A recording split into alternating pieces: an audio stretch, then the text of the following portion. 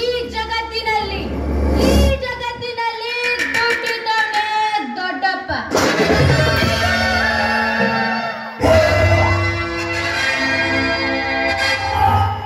ಮನುಷ್ಯನಿಗೆ ದುಡ್ಡೊಂದಿದ್ದರೆ ಸಾಕು, ಏನಾದರೂ ಮಾಡಿ ದಕ್ಕಿಸಿಕೊಳ್ಳಬಲ್ಲ.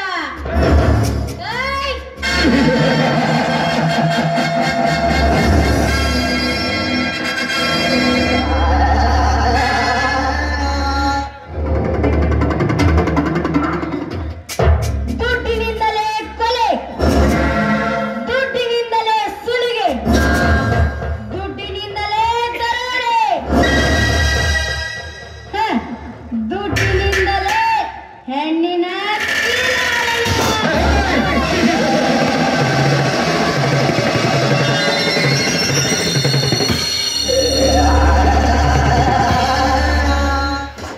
ನಾನೊಂದು ಕಾಲದಲ್ಲಿ ಅಲ್ಪ ಶ್ರೀಮಂತ, ಇಂದು ಲಕ್ಷ್ಮೀಪತಿ. ಲಕ್ಷ್ಮೀಪತಿ ಅಲ್ಲೇನ್ರಿ ಶಂಕರ್ ಭಟ್ರೆ?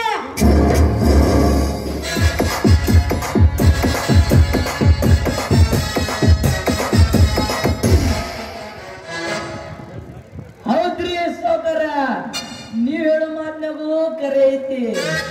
ರೊಕ್ಕಿಲ್ಲಾರ್ದವ್ರು ಯಾರು ಕೇಳ್ತಾರಿ ಈ ಜಗದಾಗ?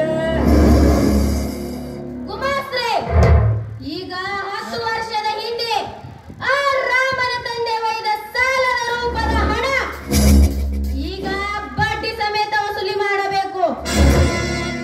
ಇಲ್ಲಂದ್ರ ಅವರು ವಾಸಿಸುತ್ತಿರುವ ಮನೆ ನಮ್ಮದಾಗಿರಬೇಕು. ಸೌಕರ, ರಾಮನ್ ತಂದೆ ಹಣ ರೀ ಅಲ್ಲಿ ಹಿಡಿದು ಇಲ್ಲಿ ತಕ ಅಸಲು ಬಡ್ಡಿ ಜಮಾ ಮಾಡಿದ್ರ 7,000 ರೂಪಾಯಿ ನೋಡ್ರಿ ಸೌಕರ.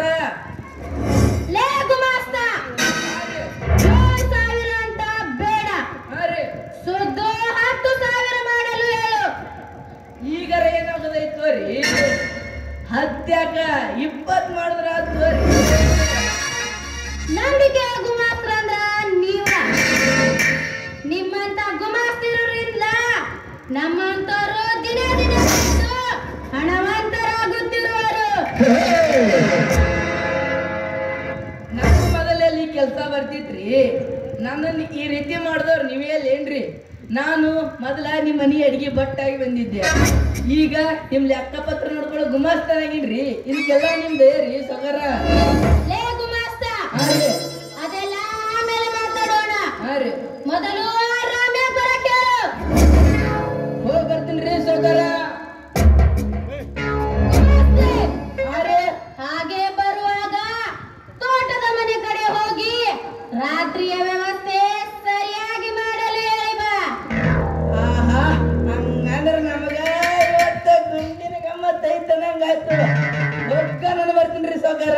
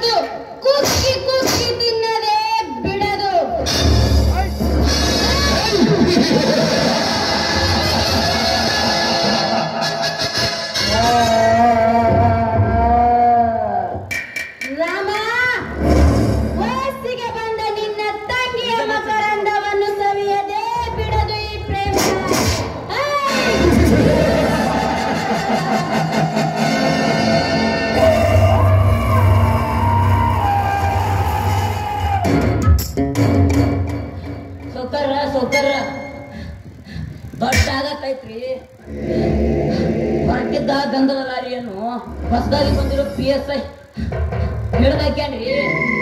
ಏನ? ನಮ್ಮ ನಮ್ಮ ಗಂಧದ ಲಾರಿಯನ್ನು ಒಳಗೆ ಹಾಕಿದನೆ ಯಾರವನು? ಅದ ಹೇಳಿದ್ನಲ್ರಿ ಹೊಸದಾಗಿ ಬಂದಿರೋ PSI ಅಂತ. ನಿಮ್ ಬಗ್ಗೆ ಎಷ್ಟು ಹೇಳಿದ್ರು ಕೇಳದೆ. ಅವನೇನು ರಾವಣನೇನೋ, ಅವನೇನು ದುರ್ಯೋಧನನೇನೋ, ಇಲ್ಲ ಈ ನಾಡಿನ ಪಾಳೆಗಾರನೇನೆಂದು ಚುಚ್ಚಿ ಚುಚ್ಚಿ ಮಾತಾಡೇನ್ರಿ. ಆ ಪೊಲೀಸ್ ನಾಯಿ ಹೀಗೆ ಹೊಗಳಿದೆ. ಕರಿಯ, ಆ ನಾಯಿಗೆ ತುತ್ತು ರೊಟ್ಟಿ ಒಗೆದರೆ ಸಾಕು, ತಾನೇ ಬಾಲ ಆಡಿಸುತ್ತೆ ಅಂತ ನನಗೆ ಚೆನ್ನಾಗಿ ಗೊತ್ತು. ಕಾರು ರೆಡಿ ಮಾಡಲು ಡ್ರೈವರ್ಗೆ ಹೇಳು, ಸ್ವತಃ ನಾನೇ ಬರ್ತೀನಿ ಅಂತ. ಆತಂದ್ರೆ ನಿಮ್ಗೆ ಬೇಡ ಸೊಕ್ಕರ್ರೆ. ಈಗಾಗಲೇ ಶಿವರಾಜ್ ಅನ್ನೋ ಚಾಣಾಕ್ಷಾಸಮಿ ಸಿಕ್ಕೈತಿ. ಈ ಕೆಲ್ಸಕ್ಕೆ ಈಗಾಗಲೇ ನಾನು ಕಳಿಸಿ ಬಂದೇನ್ರಿ. ಕರಿಯ, ಈ ನಮ್ಮ ವ್ಯಾಪಾರದಲ್ಲಿ ಯಾರ ಕೈವಾಡವಿದೆ ಎಂಬುದು ತಿಳಿಯುವುದಿಲ್ಲವಲ್ಲ. ಸೊಕ್ಕರ್ರ ಇಷ್ಟ ಗೊತ್ತಿಲ್ಲನ್ರಿ ನಿಮಗ್ರಿ. ಅದರಿ ನಮ್ಗೆ ಆಗ್ಲಾರ್ದವ್ರು ಅಂದ್ರ ಆ ರಾಮ, ಅವನ ತಮ್ಮ ಲಕ್ಷ್ಮಣ ಇಬ್ರು ಸೊಕ್ಕರ್ರೆ. ನೀವು ಮಾಡುವ ಎಲ್ಲ ಘನ ಕಾರ್ಯಗಳಲ್ಲಿ ಅಡಚಣೆ ಆಗುತ್ತಿದ್ದಾರೆ. ನೀವು ಹೋಗ್ರಿ, ಈಗಲೇ ಆ ಮಕ್ಕಳನ್ನ ಮುಗಿಸಿ ಬಿಡ್ತೀರಿ.